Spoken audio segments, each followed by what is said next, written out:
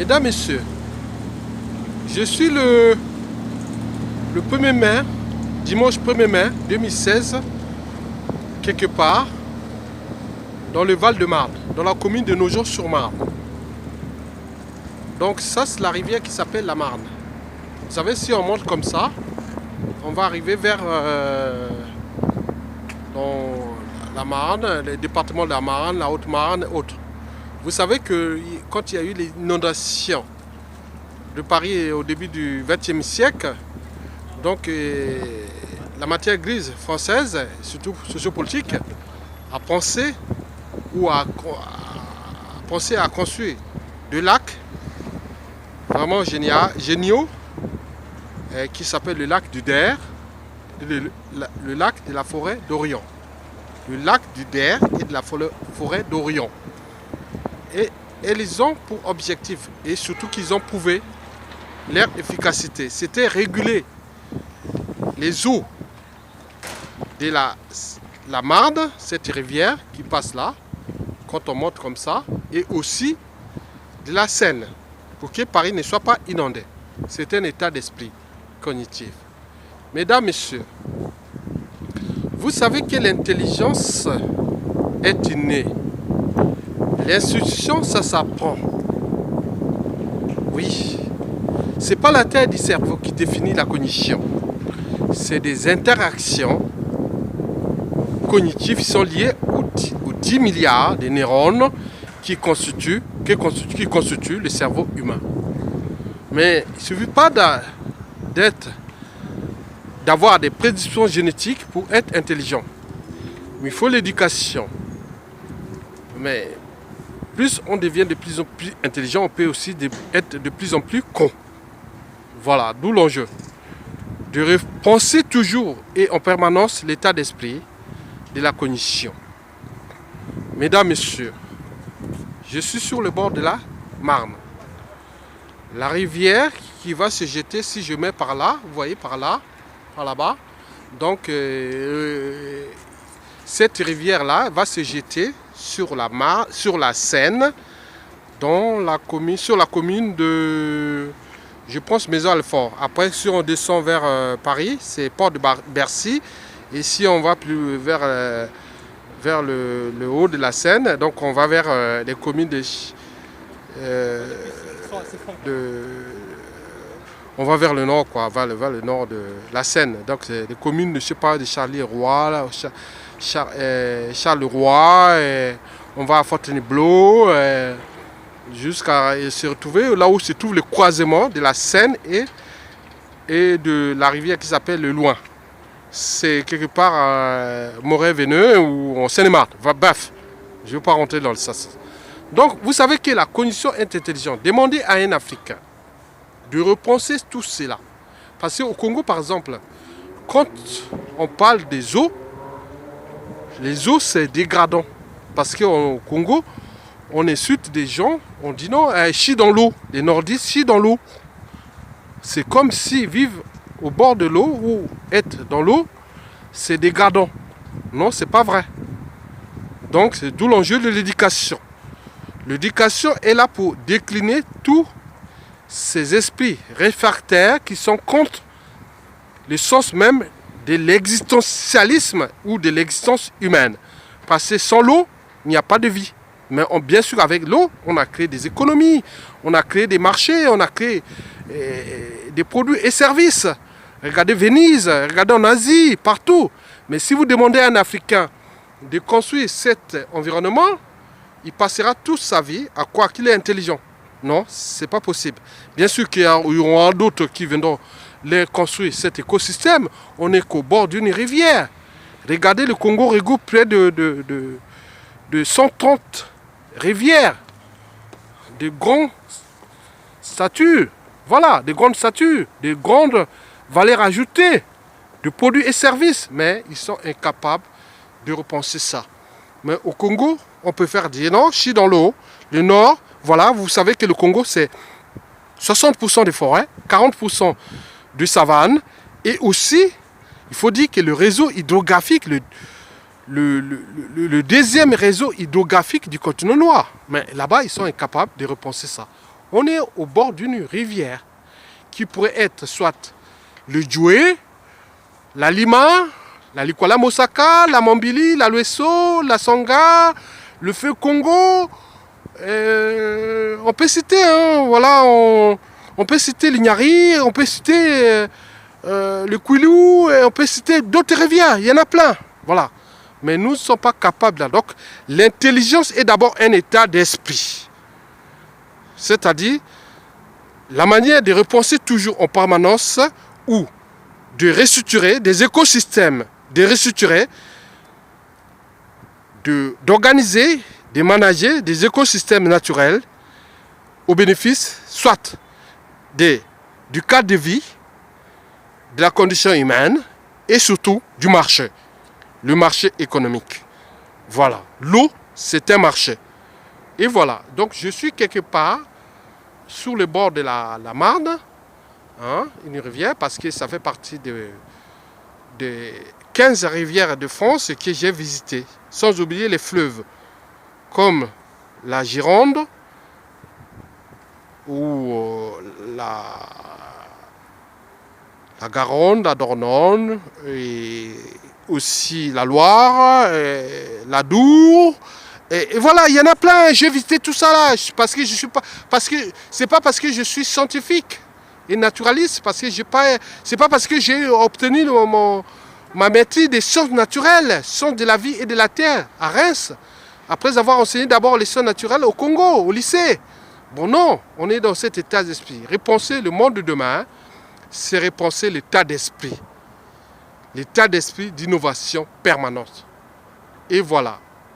Donc, nous sommes au cœur des valeurs ajoutées de l'intelligence attitude. Il ne suffit pas d'avoir des neurones pour repenser ça. Mais je pense que c'est un état d'esprit. Je pense aussi que l'intelligence ou la compétence n'est pas par appartenance, n'est pas par association. Elle est d'abord individuelle. Mais je pense qu'elle est d'abord génétique aussi. Parce qu'on ne peut pas comprendre que, parce qu'à l'échelle africaine, si je prends ça, je pourrais être au bord soit de la Lima, ou de la Likwala Mosaka Amakwa, ou même sous les bords du Kouyou, hein, le fleuve qui passe, la rivière qui passe à Wando, ou même à la Songa, ou la Likwala aux herbes, ou la Likwala, ou le fleuve. Bon, bah, il y en a plein. Bon, je ne peux pas tout citer. Hein. Donc, nous devons repenser cet enjeu parce que nous pouvons repenser des économies nouvelles qui sont liées à notre environnement qui est plus, comment on appelle, c'est-à-dire on nous a donné tout, mais nous ne sommes pas capables de repenser ça. On peut faire du oui, nordiste, je suis dans l'eau, sudiste. Non, non, non, non, alors non, c'est pas ça. Donc repenser ça. Donc, en résumé, je pense que l'intelligence est d'abord de position génétique. Donc, il faut l'éducation.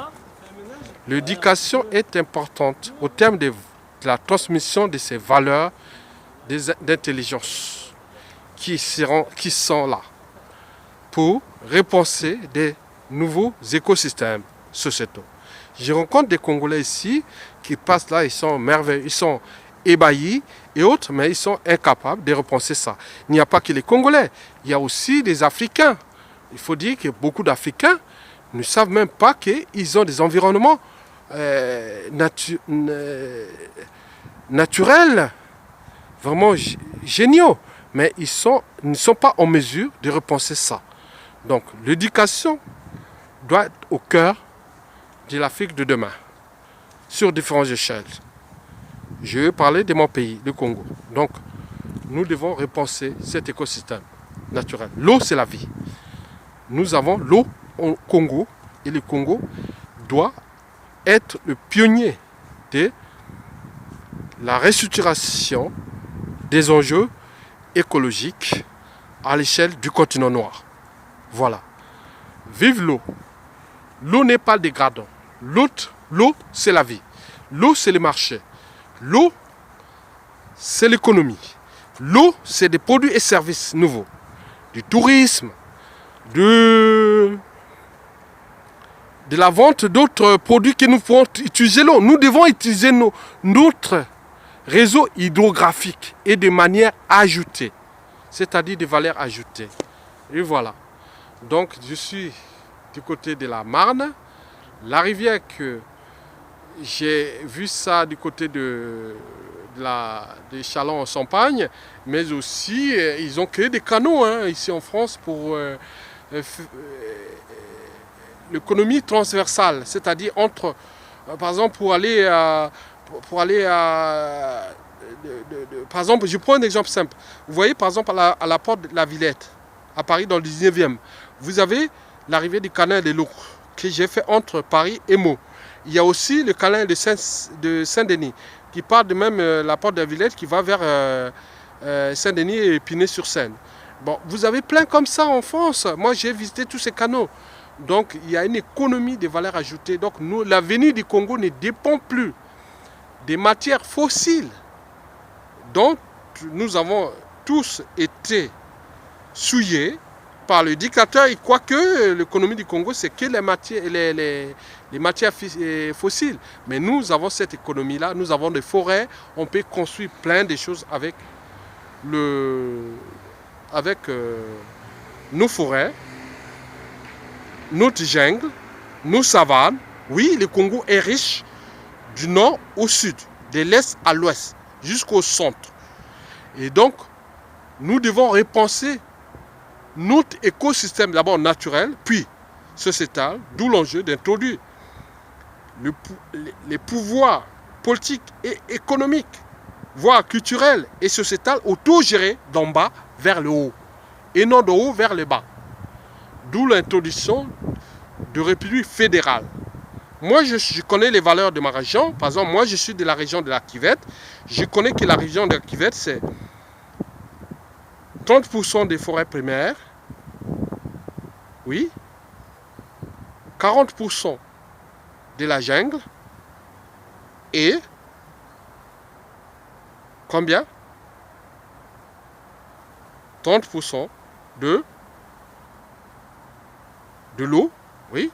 Non, je dirais plus que de l'eau, voilà. Donc, nous avons de l'eau dans la cuvette. Donc, moi, je peux aller chercher des partenaires économiques partout pour qu'il y ait des valeurs ajoutées touristiques, autres, ou repenser au niveau des économies vertes ou des développements verts. Voilà. Voilà, donc, tout est repensé. Donc, nous allons tout droit, après la chute du dictateur Dracula Sassou Nguesso, nous devons repenser le Congo de demain dans un état d'esprit purement, d'abord, de la réforme des mentalités, des habitudes et des comportements, et surtout des valeurs morales, et aussi repenser l'état d'esprit d'innovation, de valeurs ajoutées et autres qui pourront nous mettre en lien avec le monde actuel et de demain. Voilà. Je veux que le Congo devienne la première puissance sous-régionale, c'est-à-dire l'Afrique équatoriale ou centrale, en matière d'écologie. Nos partenaires ont besoin des matières premières. Bien sûr, ils ont besoin du bois, ils ont besoin de l'eau, ils ont besoin des ressources naturelles dont nous disposons, par exemple les matières fossiles, les mines solides comme l'or, le manganèse, le cobalt, la bauxite, l'uranium, autres. Bon. Nous devons repenser ça au niveau des cycles de vie. Prenez ça, vous n'avez pas... Parce que nous devons soutenir aussi l'économie mondiale, parce qu'on est dans un monde de vases communicants. Donc nous devons soutenir l'économie mondiale, dont déjà notre partenaire historique qui est déjà la France. Il faut que nous repensons les mentalités des acteurs politiques françaises, surtout de cette oligarchie, quoique pour soutenir Sassou Nguesso, que Sassou Nguesso est le seul à entretenir leurs intérêts. Non, ce n'est pas possible. Nous devons leur laisser cette économie du passé qui est liée aux matières premières, parce qu'en France, par exemple, ils ont besoin de ces matières premières. Mais nous avons besoin aussi de ces matières premières en termes de revenus, des recettes publiques, mais aussi nous allons créer des produits nouveaux des services nouveaux liés à notre écosystème naturel. D'où l'enjeu de ma vidéo. Je vous remercie. J'ai parlé dans un sens un peu en désordre, mais je pense que l'essentiel a été diffusé et je pense que nous pouvons repenser le Congo de demain, d'où l'enjeu de l'éducation, de la réforme de l'individu, des mentalités, des individus capables de juger, savoir juger par eux-mêmes, d'avoir l'esprit critique, car la critique aiguise l'intelligence. Celui qui n'accepte pas la critique n'avancera jamais. On est bien d'accord? La critique aiguise l'intelligence, la créativité, l'innovation. Voilà. Donc nous devons être dans cet état d'esprit-là. Donc, nous n'avons pas besoin que des Congolais, on a besoin de tout le monde. Mais nous devons repenser ça pour créer de nouveaux rêves, de nouveaux modes de pensée, surtout du marché soutenable, parce que les ressources naturelles sont limitées dans le temps, alors que nos besoins sont illimités. Mais comment repenser ces interactions entre de ce monde qui est en train de s'autodétruire et pour repenser le monde de demain, dans le sens que nous devons mettre des solutions pour que nous puissions ensemble soutenir d'abord les enjeux de la croissance économique à l'échelle du Congo, de nos partenaires et à l'échelle mondiale. Bon, donc, nous ne pouvons pas détruire la nature comme ça. Donc, pour innover le présent et le futur, protégeons l'homme et l'humain sur différentes échelles. D'où l'enjeu des démocraties et des pouvoirs autogérés d'en bas vers le haut et non d'en haut vers le bas. Donc, le président français actuel, en 2016, doit tenir compte de tous ces enjeux du développement durable ou soutenable. Donc, l'ennemi des enjeux entre le Congo et l'Afrique noire, l'ennemi du Congo entre le Congo et la France n'est pas le peuple congolais, c'est bien Denis Sassou Nguesso. C'est bien Denis Sassou Nguesso. Donc, éjectez-nous vite ce dictateur. Et nous allons repenser ensemble avec nos enfants, petits-enfants qui sont désormais interraciaux, donc pour repenser le monde de demain. Nous devons construire cet écosystème pour protéger la nature. Pour moi, Sassou Nguesso, c'est du passé pour moi. Voilà. Donc nous devons repenser l'écosystème de demain. Le monde de demain sera nature, biomimétisme, c'est-à-dire l'art de copier la nature. Parce que la nature a eu des milliards d'années pour repenser des systèmes innovants. Donc nous devons la protéger pour comprendre comment fonctionnent ces systèmes innovants qui sont là parmi nous et depuis des milliards d'années. Ok? Voilà, l'enjeu, tout l'enjeu. Mesdames, messieurs, je vous remercie, même si je l'ai fait un peu, c'est une vidéo un peu inopportunée ou spontanée, mais je n'ai pas pensé le texte, mais je pense que l'essentiel a été dit. Donc, repensons le monde de demain avec la nature, tout en protégeant l'humain et en démocratisant nos modes de pensée, d'éducation, de production, de transport et de rejet dans l'environnement. Quel qu'il soit, l'environnement quel qu'il soit, terrestre et ou spatial.